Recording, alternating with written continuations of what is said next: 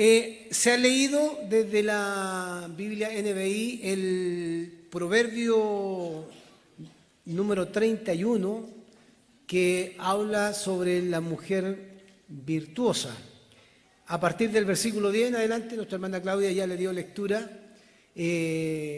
así que les voy a pedir que tengan su Biblia abierta ahí en el libro de Proverbios, capítulo 31, versículo 10. Siempre es complejo acercarse a un poema. Este es un poema. Y yo no soy muy poético, no tengo esa virtud. Hay personas que pueden dedicar poemas de manera brillante, pero este poema es un poema que nos puede ayudar a entender algunas cosas que me parecen a mí que son importantes. Comprender desde la perspectiva de la mujer, ya desde la perspectiva de la mujer virtuosa. Reina Valera traduce de mujer virtuosa, en la NBI me parecía que hablaba de la mujer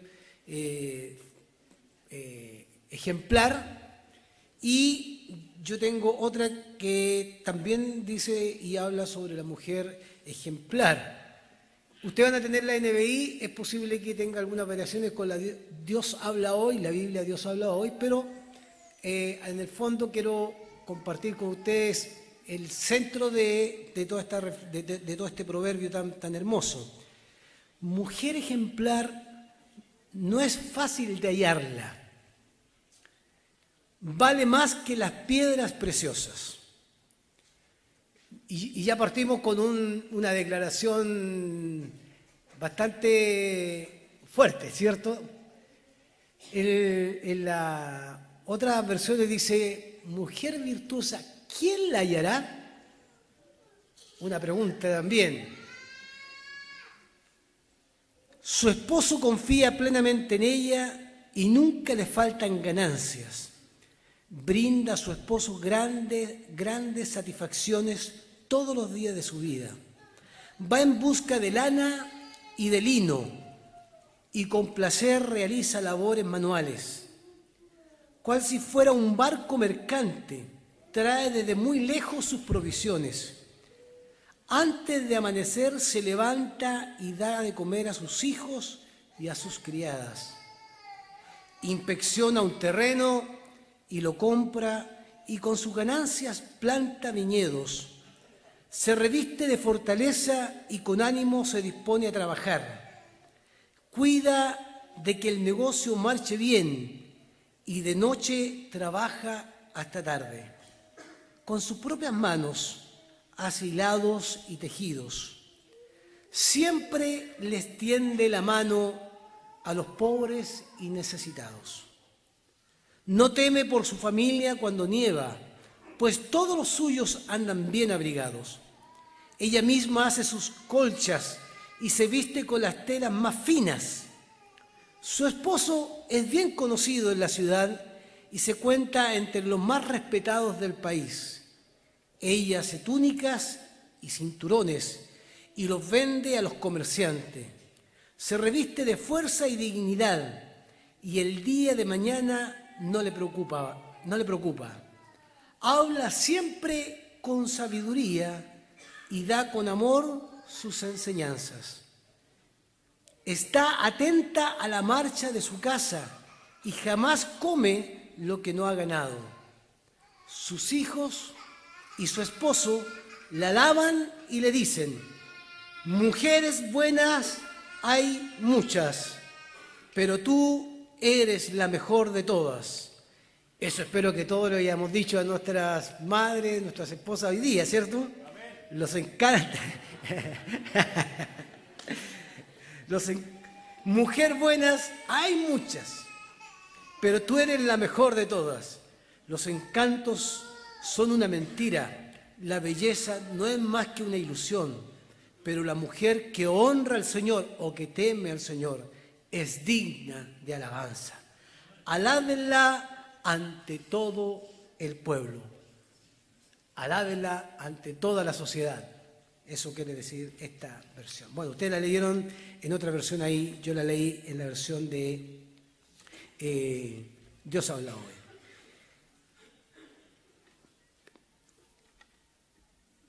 ¿Qué vara más alta ha puesto este proverbio para nosotros hoy?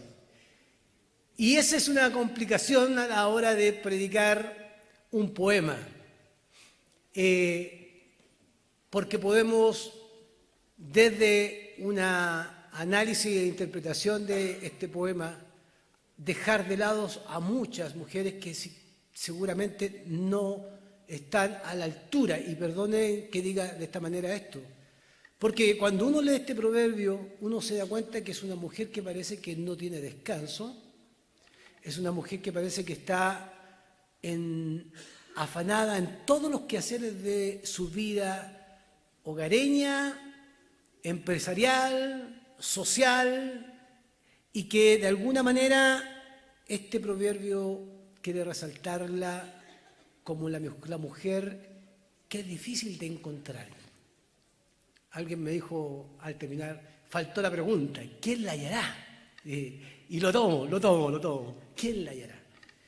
Pero tiene que ver con una idea primero que me interesa puntualizarla. Lo primero, que es interesante que los proverbios parten con el tema de la sabiduría, la importancia de la sabiduría.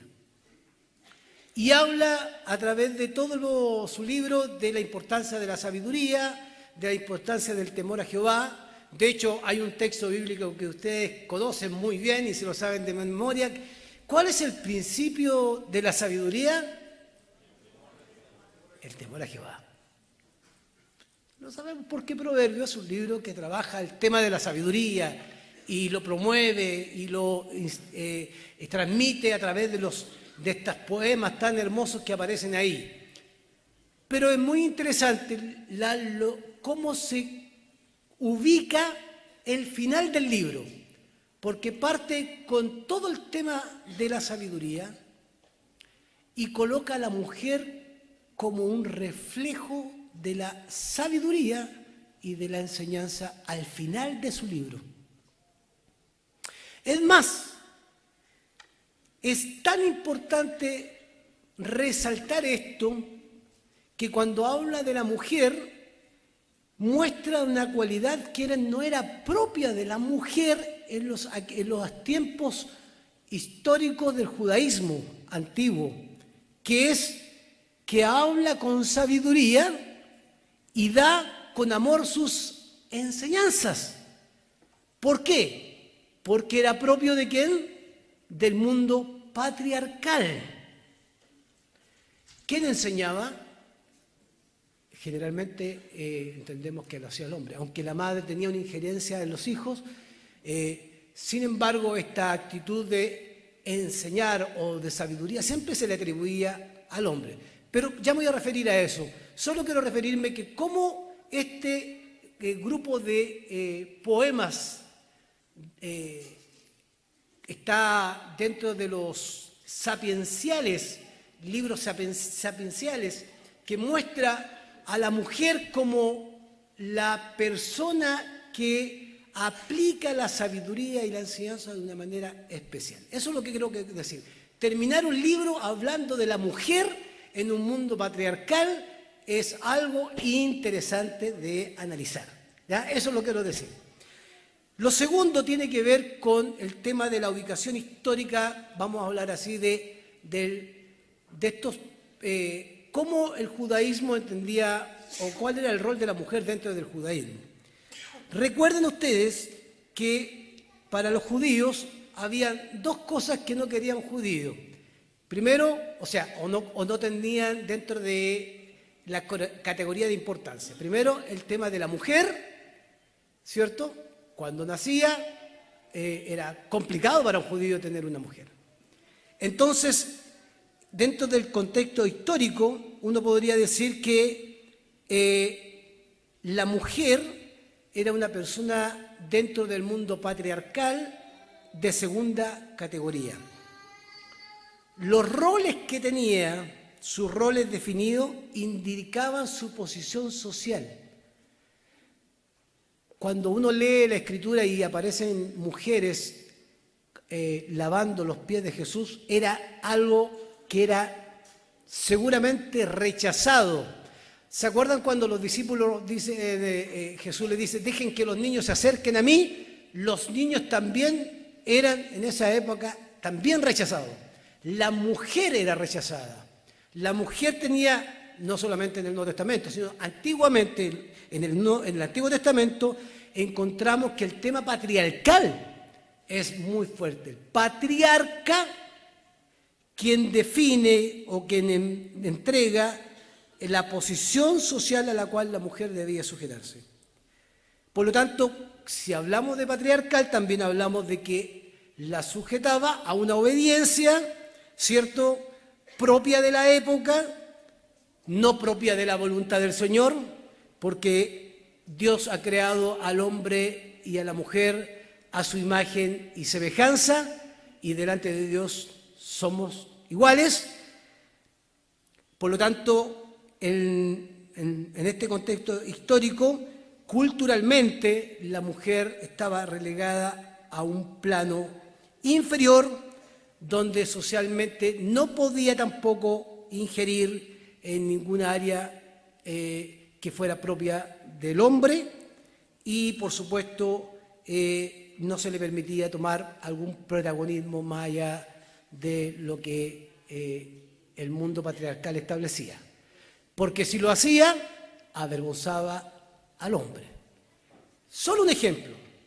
Hay un libro apócrifo que se llama Eclesiástico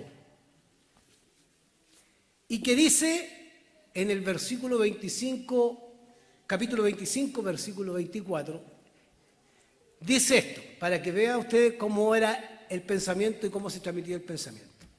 Esto no es mío, no crean que estoy en contra de la mujer. Por la mujer comenzó el pecado y por culpa de ella morimos todos. ¿Qué les parece?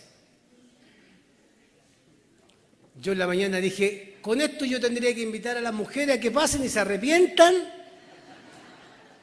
para que podamos ser liberados de la muerte. Pero es un poco la concepción que hay o que había en ese mundo patriarcal y que se transmitió a través de mucho tiempo en la historia de la humanidad, donde por supuesto la mujer siempre tuvo un espacio relegado a un plano secundario, donde los prejuicios estaban presentes, se estigmatizaban a las mujeres más allá de lo que la palabra del Señor decía. Eso es lo segundo que quiero decir. Y lo tercero tiene que ver con nuestro proverbio.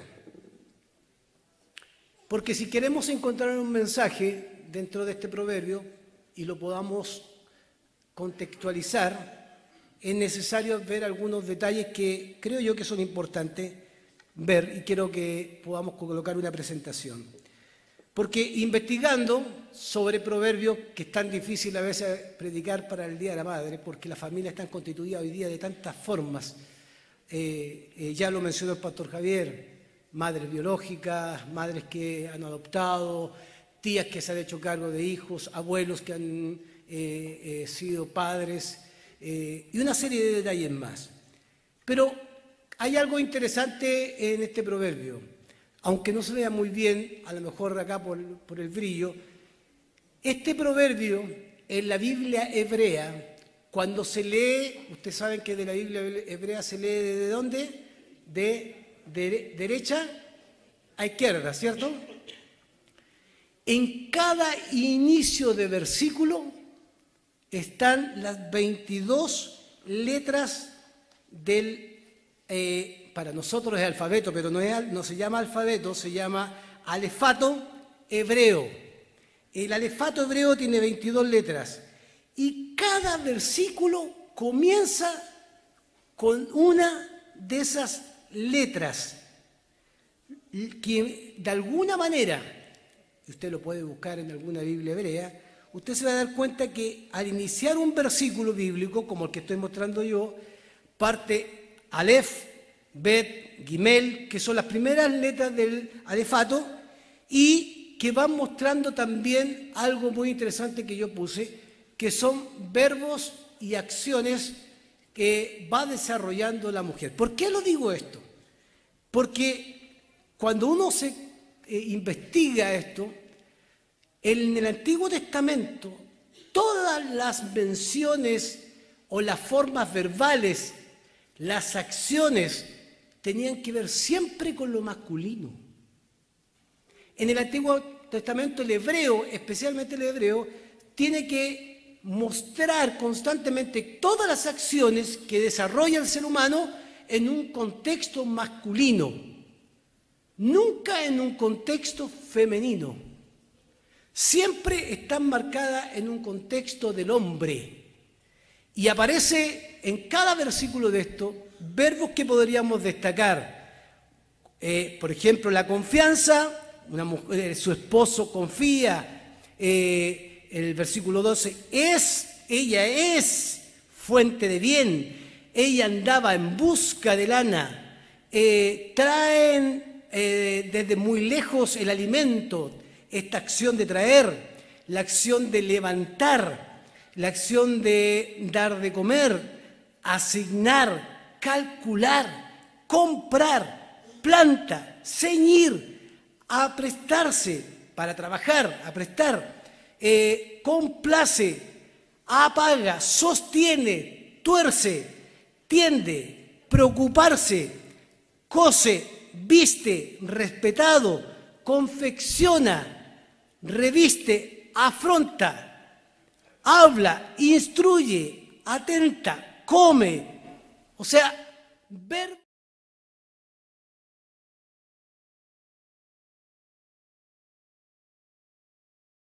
En este libro de Proverbios se le aplican o se le reconocen a una mujer virtuosa. Eso nos hace pensar que cuando uno, este sabio que escribe, que no sabemos, dice exhortación de un rey, Lemuel, algunos dicen que es Salmón, otros dicen que no es Salmón, en fin, pero que cuando el sabio está escribiendo, está pensando que la mujer está ejerciendo en este proverbio acciones que en algún momento eran parte del paradigma patriarcal, pero que acá es ella quien, según lo que refleja esto, antes del amanecer se levanta y da de comer a sus hijos y a sus criadas, por ejemplo, inspecciona el terreno que quiere comprar, reviste de fortaleza, se da ánimo, se dispone a trabajar.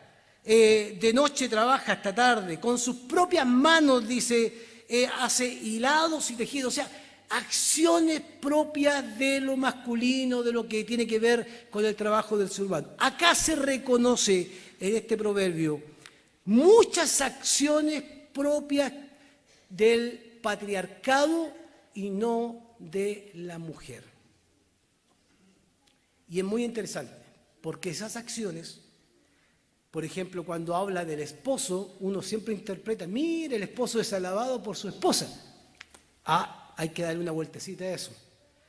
No es una mujer ejemplar que sirve a su marido y por eso es reconocida. No, su marido es reconocido por la buena reputación de su mujer, porque ella es trabajadora. Y en el caso de los verbos con acción o las formas gramaticales que llevan el sujeto y la acción, que antes era masculina, en este caso la mujer es el sujeto principal que va ejerciendo una acción tras otra acción, otra acción, otra acción y otra acción. ¿Para qué?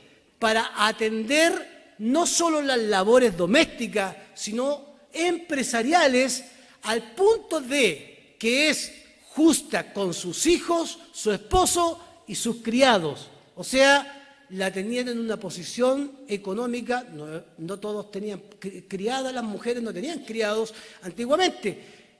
la posición social en la cual se encontraba no era una posición de pobreza. Tenía a su cargo personas, pero era justa con esas personas y además los alimentaba adecuadamente.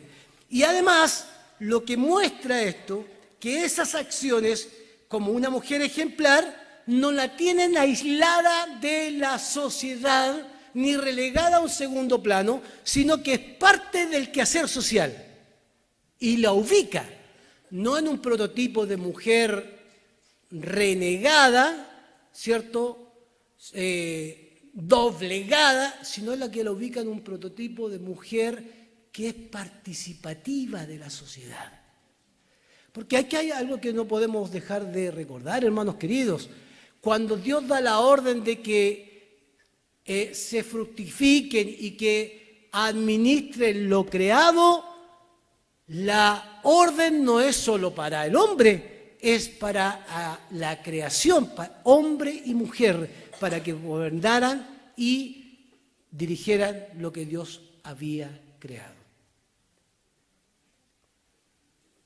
La mujer ejemplar aparece acá no como la mujer que guarda silencio, no es una actitud pasiva, no es una actitud pasiva ni tampoco de un esposo que interviene para decirle no participes de esto.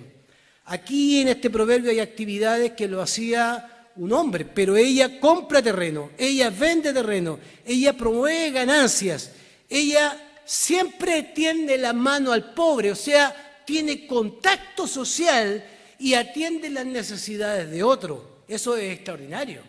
O sea, no está esperando que alguien tome la iniciativa, ella toma la iniciativa. No teme por su familia cuando nieva, porque además está preocupada de su familia, de los que necesita ayudar, a los suyos los abriga, les fabrica o les confecciona su ropa. Su esposo es conocido, pero no porque él saque una banderita para decir esto, sino porque ha reconocido el testimonio de ella en medio de la sociedad. Y esto quiero marcarlo con fuerza porque me parece que es importante decirlo. Es una mujer emprendedora y es una mujer creativa. Es una mujer que tiene carácter. Cuando una mujer tiene carácter, es digna de confianza. Previsora, laboriosa. Es una mujer que es una fuente de bendición para su familia y es una fuente de bendición para aquellos que no son su familia. Es una mujer amorosa y compasiva. Dentro de su carácter se resalta lo bondadoso. Se resalta aquella actitud que tiene que ver con lo social, pero mire, aquella actitud que tiene que ver con lo espiritual. No quiero separar esto, todo es espiritual, pero también dice que ella teme a Jehová. Y termina el proverbio diciendo que ella teme a Jehová. Y eso hace muy interesante que este proverbio se pueda leer de una manera distinta, no desde una visión patriarcal, buscando que todas las mujeres sean a esa altura, porque a lo mejor nunca llegaremos a esa altura, hombre y mujer, por una razón, porque somos imperfectos. Somos imperfectos. De alguna manera, es bueno preguntarse si nosotros hemos querido establecer a través de la historia, hoy quizás no es tanto como años anteriores y siglos anteriores, donde pareciera que la mujer no tenía ningún valor. Es más, hay comunidades donde hasta el día de hoy hombres se sientan a un lado y mujeres se sientan a otro lado. Separados. Lo comunitario se ha dividido cuando nos hemos abanderado con uno o con otro. El plan de Dios no es ese. El plan de Dios es que podamos reconocer desde la Escritura, reconocer el valor de la mujer, pero el valor del hombre y del ser humano.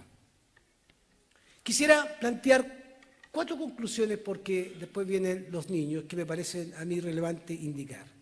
Primero, respecto a este proverbio, no existe un estereotipo en la Escritura o un modelo de mujer o de hombre al cual nosotros podamos tomar un versículo bíblico y decir, así tiene que ser la mujer.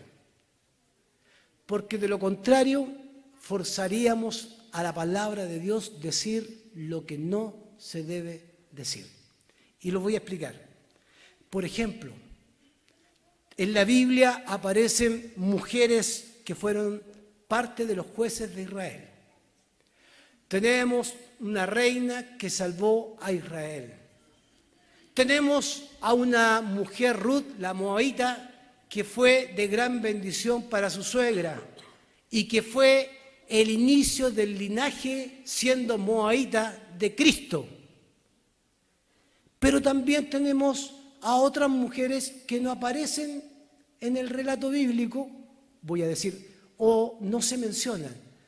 ¿Sabemos de la esposa de Pedro? ¿Sabemos de la esposa de Pablo? ¿Sabemos de la esposa de los apóstoles? ¿Conocemos la historia de los que estaban alrededor de Jesús? No conocemos.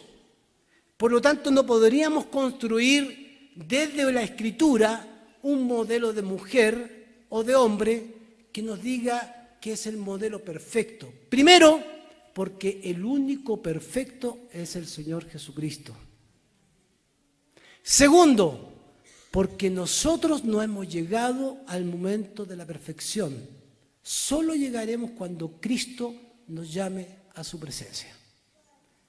Y tercero, porque la Biblia no quiere mostrar un modelo idealizado de hombre y de mujer, sino que quiere mostrar a Cristo y su redención a través de toda su historia. ¿Amén? Eso es lo primero.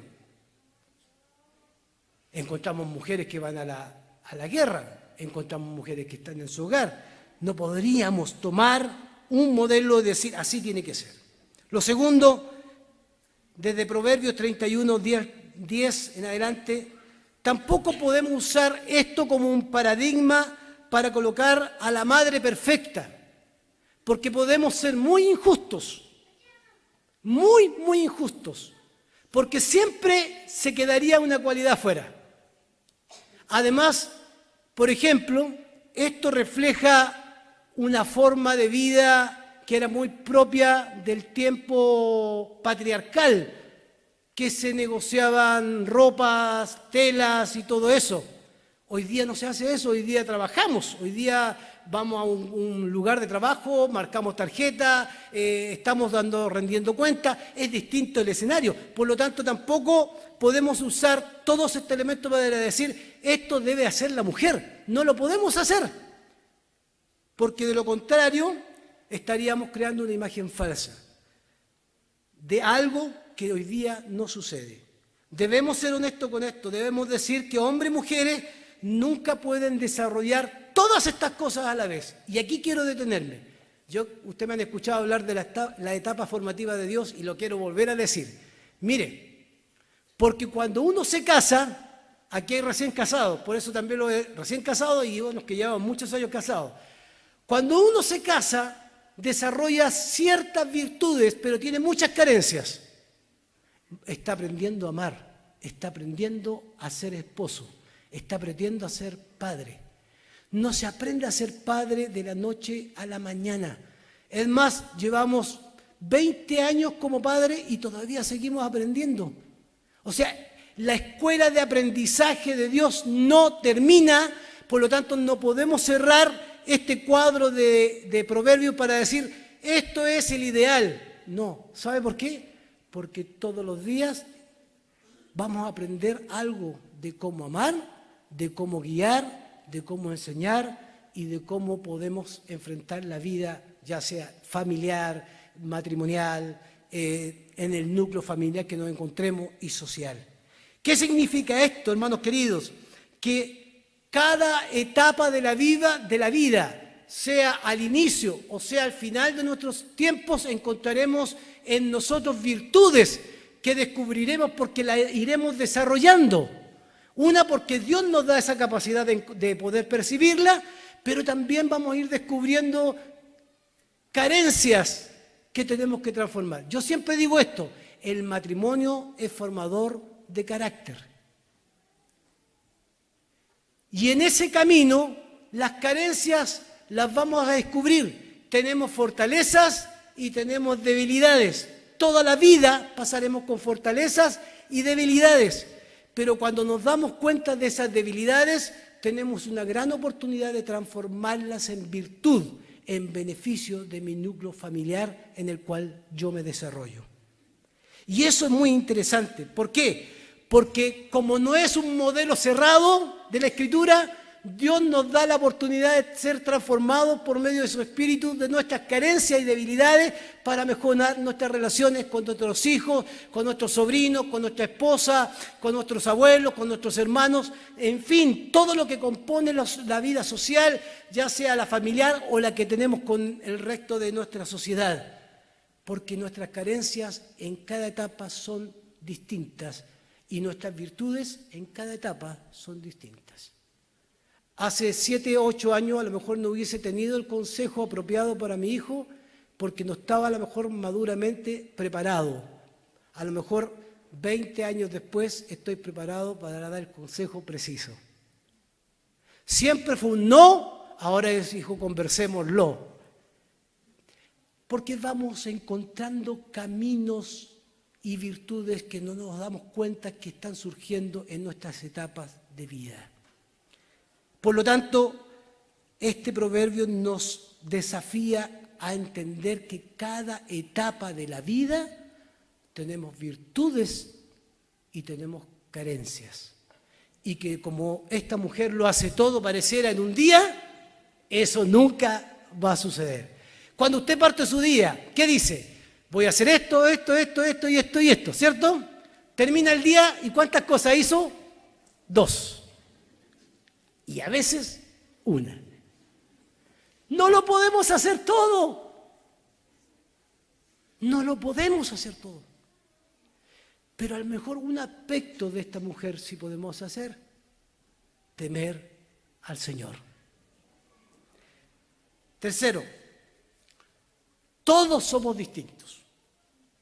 Si hay algo que muestra este proverbio es que acá el hombre es reconocido no porque él es parte de un grupo de autoridad de la ciudad, sino porque su esposa es reconocida por su testimonio.